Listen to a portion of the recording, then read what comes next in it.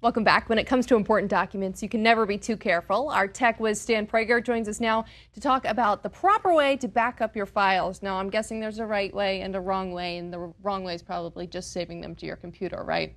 It's a really good guess, and yes, that's a good start.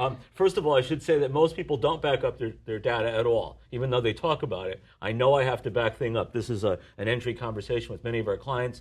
It's really tragic when someone brings in their computer and their hard drive has died and they've lost all of their data, especially all of their kids' pictures. This is the really terrible thing. You know, photos are really irreplaceable. When I was a kid, there was a box in the basement with the photos. Today, all of it's a screensaver on your computer. It disappears. So, there's a couple different ways we can go, and I even brought some props. You do have some props, and one of them is a hilarious prop. Yes, Talk about the floppy disk. Is this something you guys are still using? So this is something that no one uses any longer, although I shouldn't say no one, because I've been to clients' houses who have these, okay? But what's ironic about this is less than 1.5 megabytes, which is smaller than a photo that you would take with your iPhone today.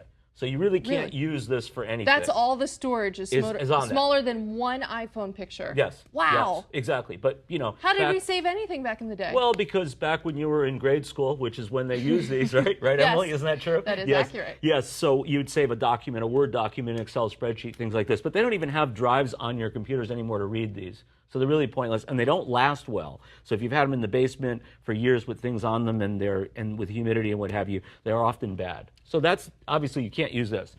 Another thing you can use to back up are CDs and DVDs.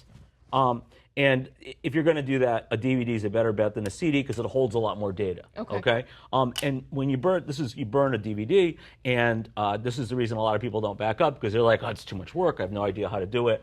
You do need a little bit of training often to use this, but for the most part, it's not terribly difficult. The easiest thing to back up to are external drives. So this is a flash drive, and I think most people have seen these. You have them on your keychains, what have you. These used to be really small, but now they're very large. I bought one today that was 128 gigabytes. This is an 8 gigabyte, which is more than enough for most small things that you have, okay? If you want to back up all of your photos, however, you need one of these. Now, this is an external hard drive, and there's lots of different varieties of these. This is a 2 terabyte.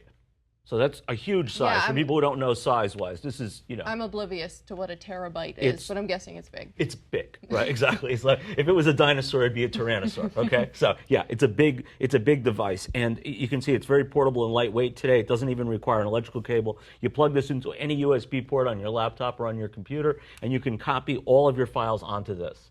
When you're done, you want to unplug it and put it in the closet, because what could happen is let's say there's a power failure and your computer blows.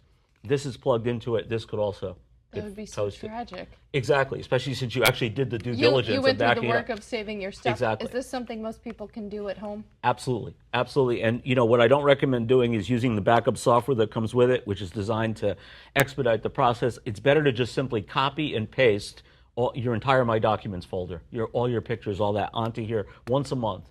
When it fills up, you can erase the oldest and reuse it again, or what I've done, because they're so cheap, is I just have a couple of them.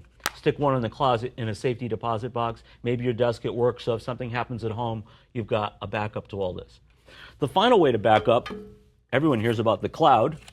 I thought this was kind of a funny picture, so I included this one. So the vendor we work with, Data Deposit Box, they use this as their emblem, the evolution of cloud computing. But essentially what cloud backup is it takes the stuff and backs it up there, okay? Just like the cloud on your iPhone might do.